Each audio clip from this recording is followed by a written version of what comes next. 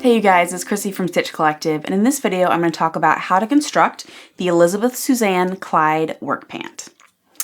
If you're not aware, Suzann recently made her patterns available open source, and you can actually get downloadable PDFs of the patterns to print and make at home or have printed at a copy shop. If you subscribe to the newsletter that was put together by Minimalist Machinist, the Story Club PDX, and Mom Basics, I'll put a link in the description below. And the only ask when subscribing to the newsletter and getting access to download the files for free is that you do make a donation to a racial justice organization. So in terms of this tutorial, I'm picking up at the point where I've already cut out my pattern pieces and I've already cut out my fabric. But what I do want to talk about on the pattern in terms of sizing is you can both look for your size that you would need to cut out for the pant on her website, elizabethsuzann.com. But then there's also a measurement chart and a size chart printed directly on the pattern, so you could look at that in the PDF file before you print. And in my specific printer, unfortunately, I only have black and white printing, but this is available as a color file. So if you have color available on your printer, I would recommend using it just because there are so many sizes nested together that it actually makes it pretty hard to distinguish the lines. So if you only have black and white printing, what I do recommend is what I've done here is I've traced in highlighter the cutting line in one color and then the stitching line in another. All right, so the next thing that we're going to talk about are the supplies that you'll need in addition to your fabric and your thread to finish the pants. And so the first two pieces are actually for pressing that I really recommend if you have them. So this is a ham, and so this was really helpful for pressing the pocket curve, just because it helps emulate either curves of the body or in this case the curve of the pocket. It's just easier than pressing on a flat surface. The next thing is called a sleeve roll, and this is great not just for sleeves, but we're making pants. So this is something you can put into the pant leg, and it actually lets you press just the seam and not the rest of the pants. So this is especially helpful. You're going to need 2-inch elastic. You're going to need, I'm using a fusible interfacing. It's a knit stay tape to reinforce the pocket edges, and I'll show you guys that in just a minute. I really like this brand. It's called So Keezy, which is kind of a funny name, but it's really high quality. It's like a tricot knit interfacing, and it's the kind of interfacing that has the glue sprayed on versus the little dots, which is hard to explain, but it gives you better adhesion when you're applying it. So I really like this. And then in terms of the 2-inch elastic, I know elastic is pretty hard to come by right now, and you might not have any 2-inch. So the other thing that you can do if you don't have it, but you have 1-inch elastic, is actually just lay 2 pieces of 1-inch elastic together and then zigzag through both pieces through your machine, and that will just create 2-inch elastic. Okay, so the first thing that we're going to go over in terms of the construction is how the side panel with the pocket is put together, because I think that's what trips up most people or just seems confusing. So I've laid the 3 pieces out that we're going to need to put the panel together, and that is the pocket bag, the pocket facing, and the side leg. And so the first thing that we're going to do when we're constructing it, and you can see here that I've already reinforced the side leg seam at the top with the fusible tricot that I was talking about earlier. And this is an optional step, but I highly recommend it just because this is going to be a high stress area in terms of you putting your hand in and out of the pocket. But what this is going to do is just reinforce it, because we're going to be sewing into this seam and also clipping it so that the curve turns smoothly. But yeah, highly recommended. So the first thing that we're going to do is sew the side leg to the pocket facing. And what that's going to do is it's going to form the top of the pocket. And then the next thing that we're going to do is we're going to sew the pocket facing to the pocket bag at the bottom here. And that's going to form the bottom of our pocket. And then the last section to put together to form the side panel is actually going to be sewing like the bottom essentially that we've created of the pocket to the pocket bag at the side on the left and the right. And one thing that you'll notice is that these 2 pieces, the side leg and the pocket facing, are wider than the pocket bag. And that's so that the pocket, when you have it sewn together, has a little bit of flare, just as a design element. But one thing that we'll do when we're constructing it is actually baste these seams into place. And if you're not familiar, basting is essentially temporary stitching to hold pieces before you sew a permanent seam. So sometimes you take the basting out. In this case, we won't, but we'll talk about that a little bit more in a minute. And the first seam that we're going to sew, again, is the side leg and the pocket facing. Here, you can see it here. And we're going to sew it along the top. So in this instance, we're actually going to put it, I'm going to consider the side with the writing on it to be the right side. So we're going to put right sides together. And then we're going to sew at a 1/2 inch seam all the way around. And I personally don't sew using pins for the most part. And I'm not going to in this tutorial except for in a couple of places, but you're more than welcome to sew with pins. It doesn't change the tutorial in terms of the construction. So we're going to match up the top edge here of the pocket.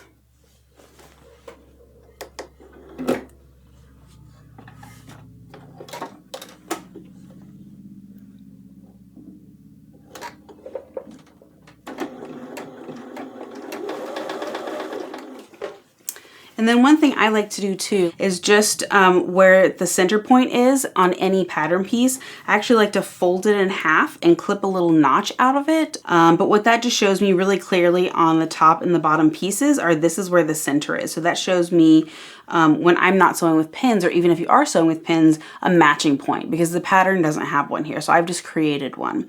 And since we have a 1/2 inch seam allowance, I've just taken a little clip out, and it's not going to essentially compromise the integrity of the seam because it's not anywhere near where we're going to be stitching.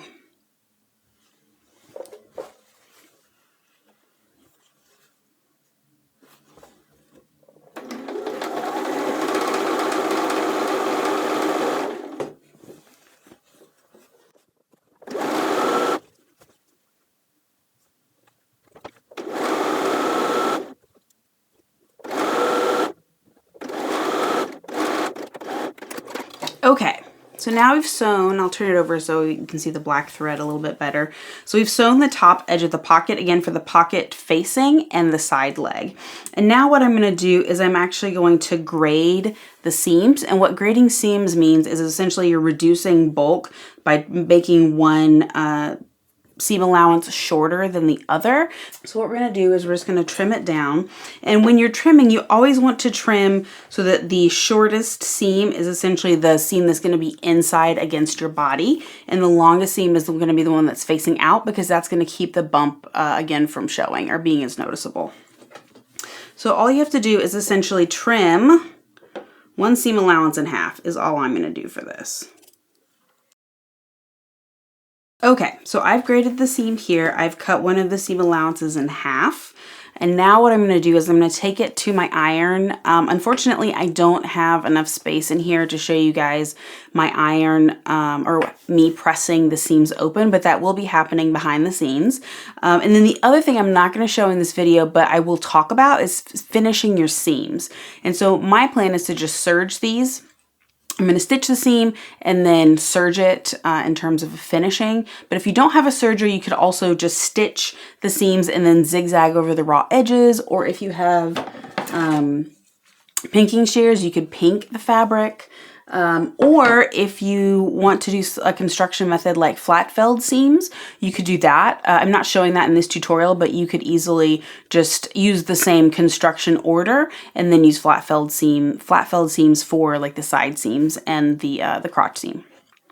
Okay, so I've taken this back to my iron and pressed this open. I did this over my ham, again, to help emulate, not the curve of the body in this instance, but the curve of the pocket. And it looks a little funky right now because I'm opening it out. But the next thing that we're going to do is actually clip about every inch all the way around the curved seam. And so what we're doing here is essentially just making sure that we're getting a smooth curve when we turn this right side out. And if you prefer, you can clip and then press at the seam open. I just find it easier to press and then gently clip it open. And again, you want to clip to, but not through your stitching line.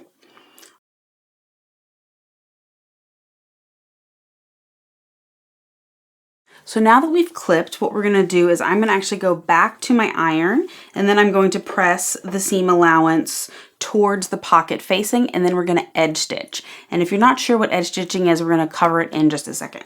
So now I've pressed this seam allowance towards the pocket facing, and now we're going to edge stitch. So I'm going to flip this over so that essentially the right sides are facing up, and then I'm going to take this to my machine, and then I'm going to stitch about a needle's width away from the seam line. And if that's too close for you, if you're having trouble controlling it at that distance, then you can also stitch like 1/8 of an inch away.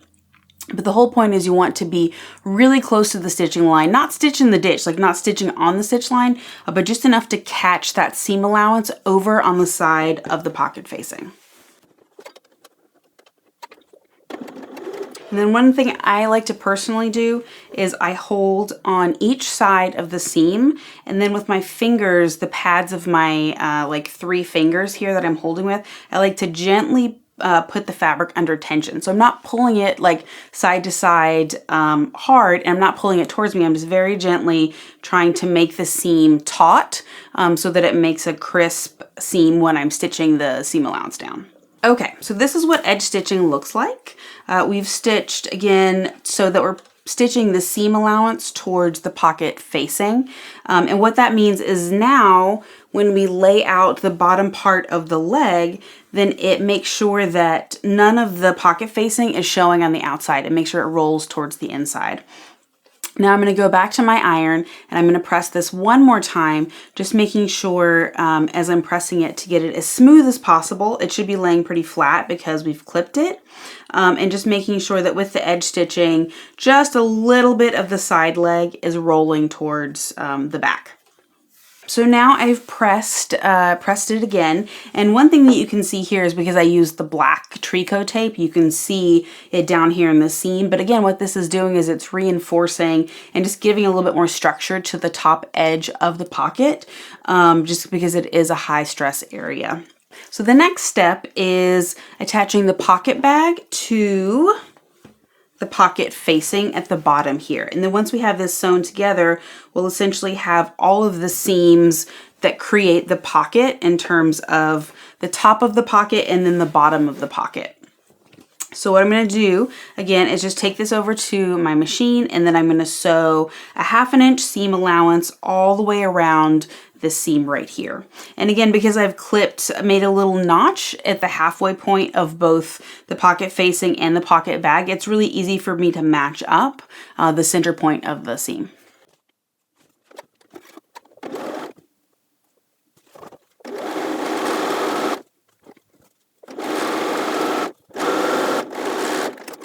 Okay, so for this seam, I believe you should press every seam, and so I'm just going to essentially touch the iron on this seam to flatten it out as much as possible.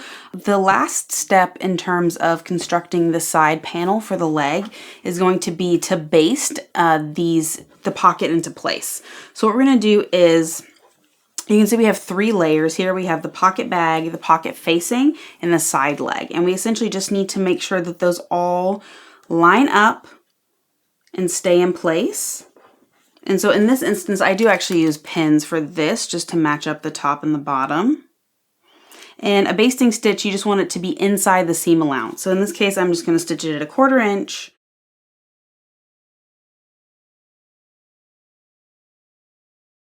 Oh, and actually one thing that we should talk about that I skipped earlier is I'm not finishing this. I'm not finishing the seams to prevent unraveling because, again, this is a muslin.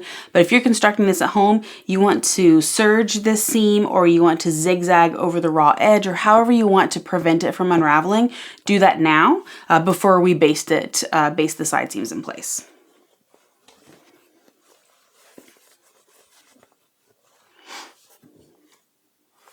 Okay, so for this, again, I'm just getting the 3 layers even, and then I'm going to make sure that they're even and taut. And then you'll also notice that there's a little like dog ear or tab sticking out, and that is normal. That is not a problem with your sewing or with the pattern. That is expected. So what you're going to want to line up is essentially this line down here, and just ignore the tab. If it bothers you, you can just cut it off if it makes it easier for you to see.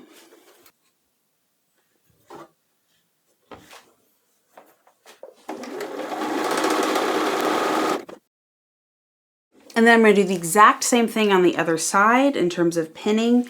So just making sure that I'm getting the 3 layers even. I'm going to pin them together and then sew the 1/4 inch seam. So now we have a completed leg panel. And then the next thing that we're going to add is the front or the back piece. And so in this case, I'm adding the front piece. And so you can see the crotch curve right here. And so we're just going to add that. So again, I took the Sharpie to mark the right side of my fabric. And then again, I'm just going to match up this seam, and then I'm going to sew a 1/2 inch seam allowance down the entire side of the leg.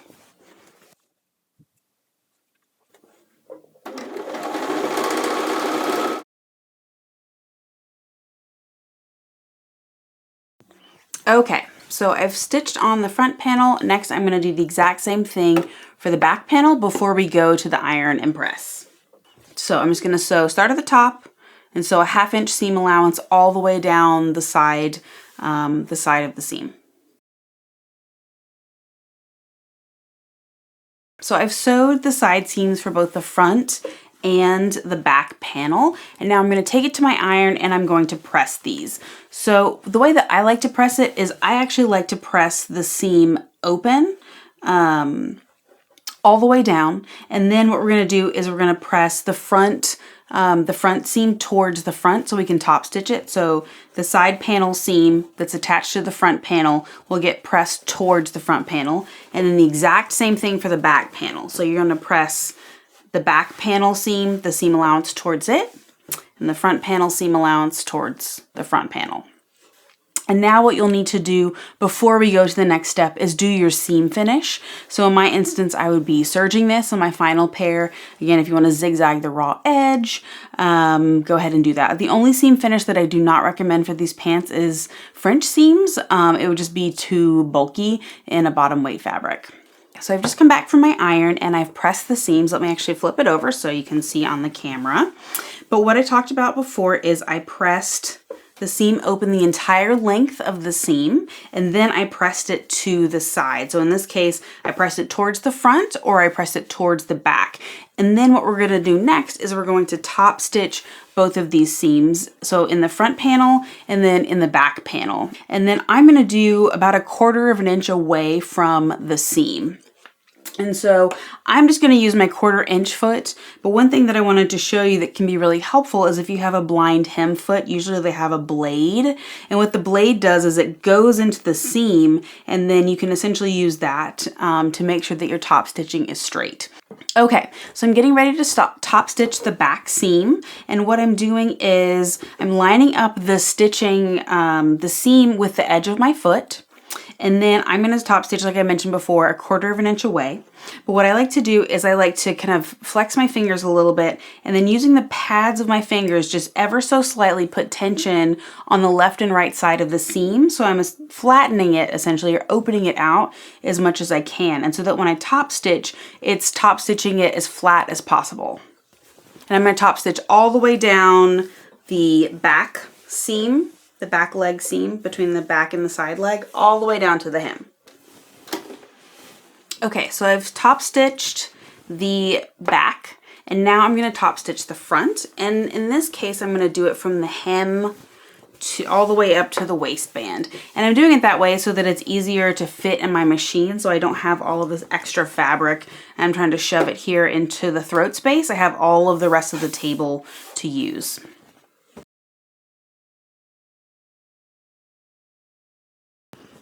Okay, so we've top stitched both the back and the front. And now what we're going to do is match up the inner leg seam and stitch all the way down the side. Okay, so one thing that I want to show you here that can be a little bit confusing if you're a newer sewist is that this is the back of the crotch curve and this is the front. So the front is actually behind in this picture. But one thing that's hard to figure out when you're new to sewing is when you have two really different angles that start the top of the seam, how you actually start sewing those, like where you match up. And so what I've marked here in orange is just where the 1/2 inch is. And what you're going to want to do is the angle that's steeper for the seam actually have that sticking out so that where the two seams intersect is at the 1/2 inch. So you can see like this looks like a little dog ear poking out of the top, and where it forms a V or intersects with the back leg piece is where we're actually going to start sewing.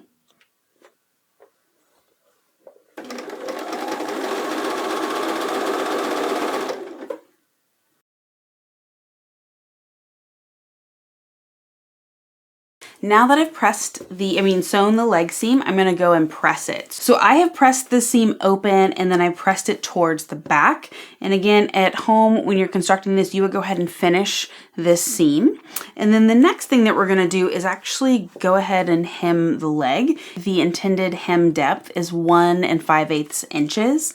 And so what I'm gonna do is I'm actually gonna fold under a 1/2 inch and then fold the full hem. But what I'm gonna do instead of taking a seam gauge and going to my iron and pressing every 1/2 inch is I'm actually just going to stitch a 1/2 inch depth the entire way around the bottom of the leg.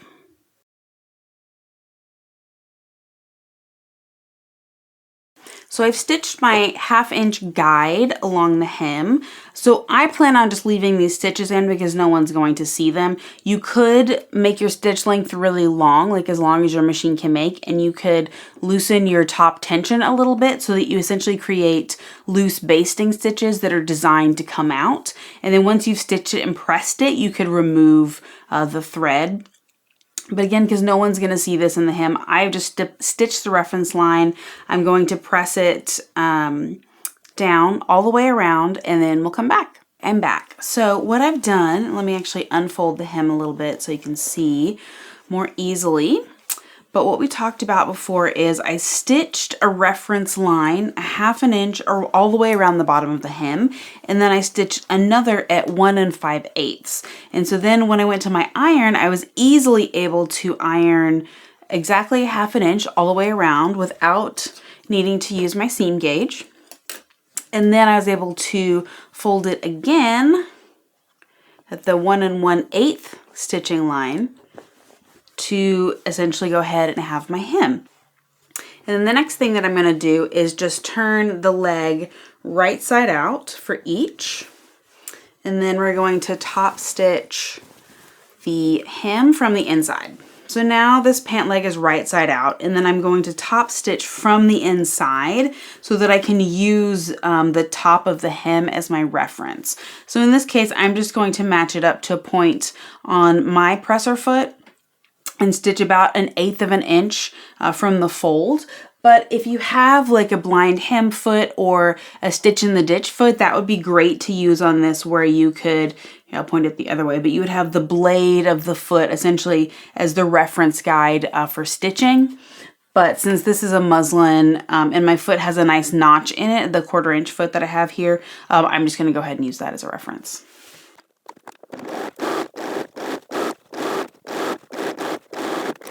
So I've hemmed, let me flip it over so you can see on the camera, but I've hemmed both of the pant legs, and I will press these actually off camera. But then the next thing that we're going to do is sew the crotch seam together.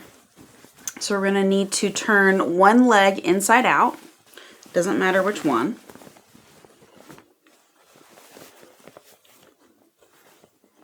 And then we're going to put the other leg inside it. So I like to put my arm in the leg with the side seam against the inside of my arm. And then I just feed it straight into the leg that's inside out, with also the side seam, or the inner leg seam, I'm sorry, against the inside of my arm. So then I can just grab both of the hems and then pull it out. So then that way we have right sides together, and then we have the crotch together here. So we would match this up as a reference point. And then we're just going to sew the front and the back crotch curve all the way around.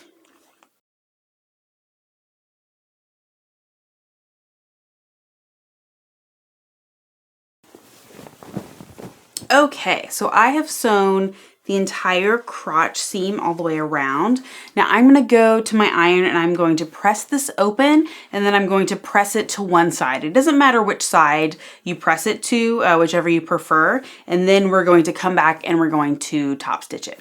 I'm back from pressing the pants. So I pressed, this is the crotch seam right here, and I pressed all the way around and I pressed it to one side. So we're going to leave the pants inside out, and then what we're going to do is we're going to top stitch 1/4 of an inch away all the way around. But before we do that, you're going to want to go ahead and finish this seam however you want to finish it. And then to top stitch, again, we're just going to top stitch about 1/4 of an inch from the seam line, and we're going to make sure that we're catching the side that we pressed the seam allowance to that side.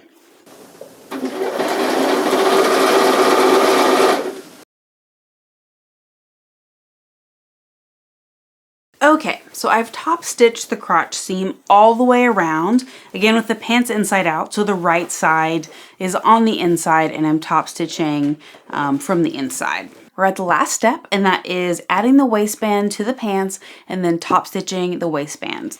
So I've gone ahead and measured the elastic to my waist and then overlapped it about 3/4 of an inch and then zigzagged it to secure it.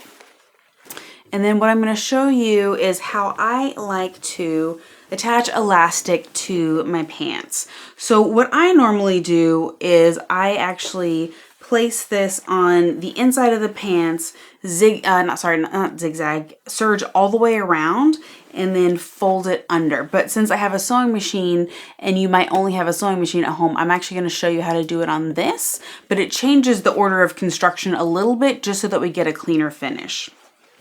So the first thing that I'm going to do is quarter my waistband elastic, and what that means is I'm essentially going to fold it in half and then put pins in each of the 4 corners, and then I'm going to do the same with the pants. So the front and back crotch seams are going to be 1 reference point, and then I'm going to put a pin halfway between those 2 points on the left and right sides, and then we're going to match the elastic to the points with the pin. So you'll see me as I do it.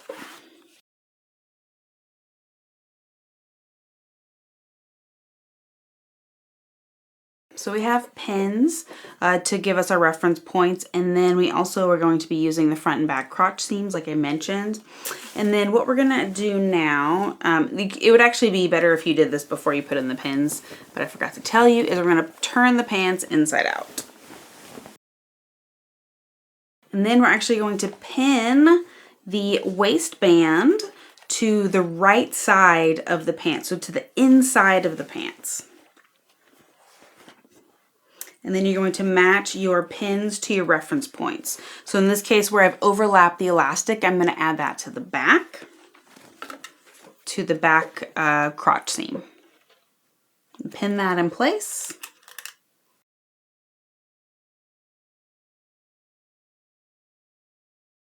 So now we're actually going to zigzag along the top of the elastic and the top of the fabric. What we're going to do is put the fabric and the elastic under the machine, and then I'm going to lower my needle, and then I'm going to remove the pin that's closest to the needle, and then I'm going to, at the next pin, like my next reference point, I'm going to hold there, and then I'm also going to hold behind, and then I'm going to stretch the elastic taut so that it's the same length as the fabric. And then I'm going to zigzag the entire length. And so ideally, you'll want to have your needle zigzagging over the edge of the elastic and the fabric, and so that it's essentially finishing the edge. So when we're pulling this taut, we're going to pull it taut from the front and the back.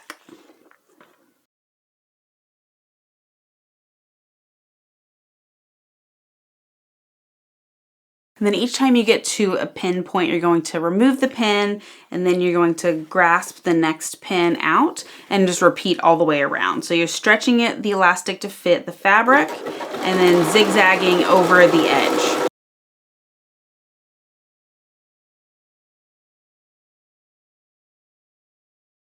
So I've zigzagged all the way around the edge, and as you can see, it doesn't look super neat from the zigzagged edge, but now what we're going to do is we're going to turn this to the inside of the pants.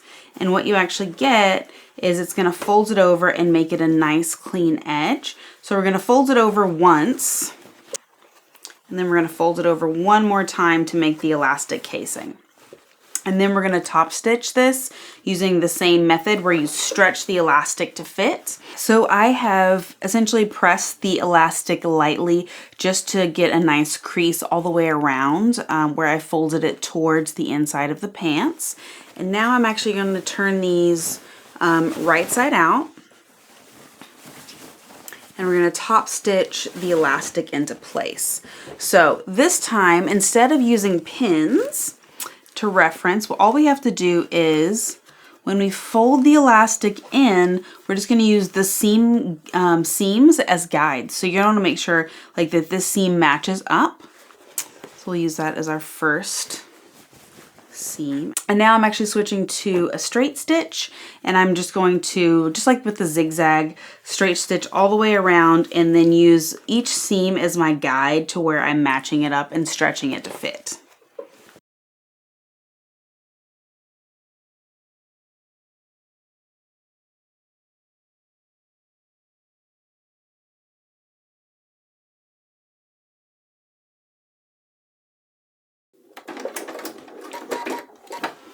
Okay, so now we have closed the waistband, and you can see it gives you a nice finish on the inside in terms of you have a nice finished edge around the elastic. So the pro of this is that I think it's easier to do in terms of you don't have to thread the elastic through, like create the casing, thread the elastic through.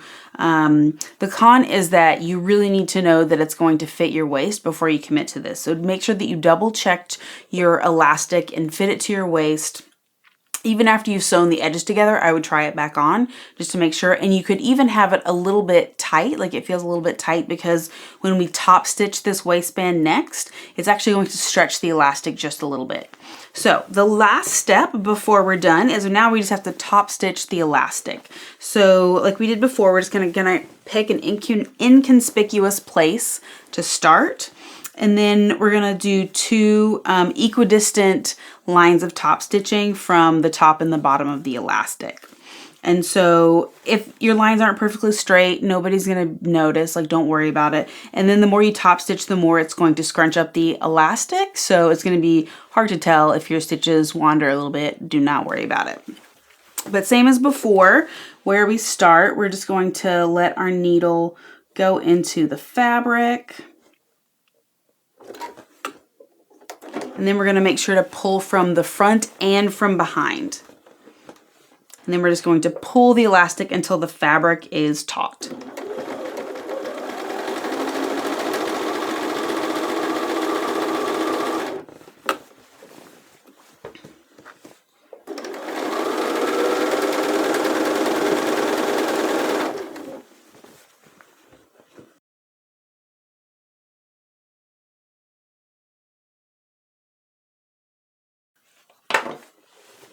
Okay, so that was actually the last step for the pants.